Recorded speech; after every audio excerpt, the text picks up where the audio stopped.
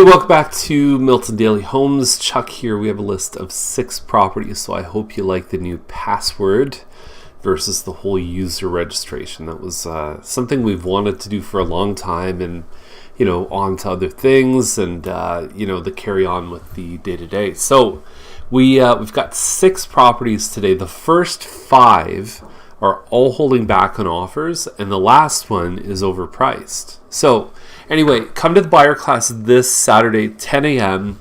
We're done at lunchtime. You can have a lunch. You can maybe go out, see some open houses. You can come on a tour of homes if you want.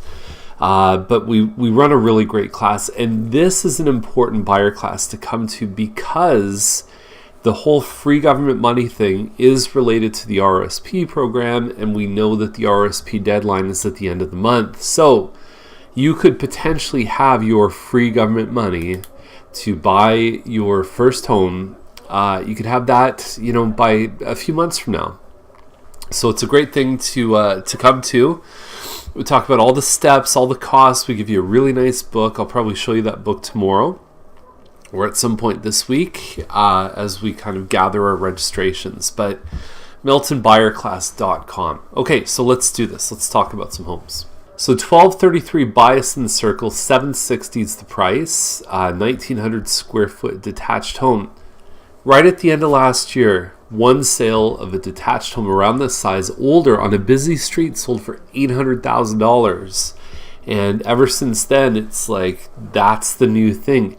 $800,000 buys you, a single car detached home. Really, like 18, 19, 2,000 square feet. So anyway, they received a pre-emptive offer. We also call that a bully offer. Received that last night. I don't know what happened with it. The only reason I know about it is because the agent updated the broker comments, as they should. So I'm going to talk about bully offers for a second, because typically what you'll see is the sellers will come out. I'll scroll through some of the pictures as I'm speaking. Sellers will come out, say, look, we're going to take offers, and we've talked about when they should take offers, 4 to 7 days after they list. And then what a preemptive offer is that a buyer would come in and say, no, I don't care what day you want to look at offers. I'm going to put my offer in today. So what that does, if it's not a very good offer, the seller just ignores it. But if it's something really attractive, maybe a price that's never been seen for that model or something like that, then the seller has a decision to make. Do I change my offer night, or do I leave it the same? And if they decide to work with it, the listing agent will have to go back and talk to everybody who's shown the home. And they're going to have to say, look, we've changed the time of the presentation. They're going to have to update the notes on MLS, just as the agent did. And what the bully offer is hoping to do is to catch the market off guard, and to also put something nice and attractive under the seller's nose so that they want to take it. Oftentimes, bully offers are not giving a very long period of time. Usually with an offer, you have what's called an irrevocable time, or a time period where that offer is valid. So you might get a bully offer and have 3 hours to decide if you're going to work with it as a seller. So it's the old cat and mouse game.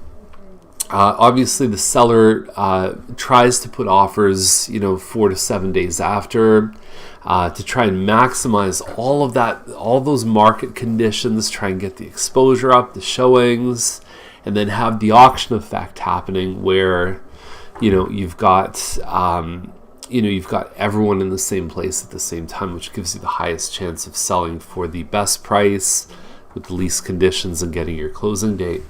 But we've even seen, this market is so crazy right now, we've seen multiple bully offers, if you can imagine that more than one offer at the same time is trying to bully the process. So it's really, it's just an absolutely crazy market. And more than ever, the craftiness of your agent matters. The little things like making phone calls to the listing agent, trying to get little bits of information, just chipping away at this market with whatever advantage you can get is so important. The other thing I'm going to comment on before we move on to the next one is this is a 30-foot lot, so the lots are getting smaller. And I got to take that phone call. But the lots are getting smaller. They used to be 36, then they went to 34. Now they're down to 30. Okay, so that was my web guy, actually, funny enough. So let's get back to the episode 481 London Terrace, $950. They listed this one last week for $925. Weren't successful. I thought it was overpriced, and so now it's at $950, which to me is further from the goal. Probably 2,200 square feet.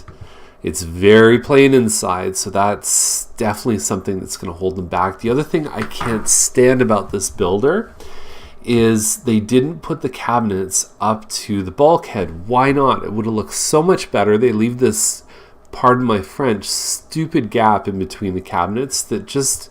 And look how skinny the cabinets are above the fridge. Makes no sense to me, but you've got like your ball light, which is like $3. You've got a white hood fan. There's just nothing in here. That shows how kind of ridiculous the kitchen looks. Not just in this home, in general. But, you know, laminate carpet, very basic. This light has been around since the time that I was a kid. They still make them, and builders still put them in. Double sink in the master. And then you've got a backyard that doesn't even have a fence. Like, at this point, this neighborhood's probably 7 years old. It says 0 to 5. I think it's older than that. I could double check that. You've got your separate entrance to the basement, which is good. But that's one of the few, I think, kind of redeeming qualities about this home. I just don't see it happening at $950. So there we are, 6 listings. We'd love if we saw you on Saturday at the buyer class. I know we're going to deliver an amazing experience. You're going to learn a ton of information. And it's Saturday morning. What else are you going to do? Watch cartoons? Have a great day. We'll see you tomorrow. That's all, folks.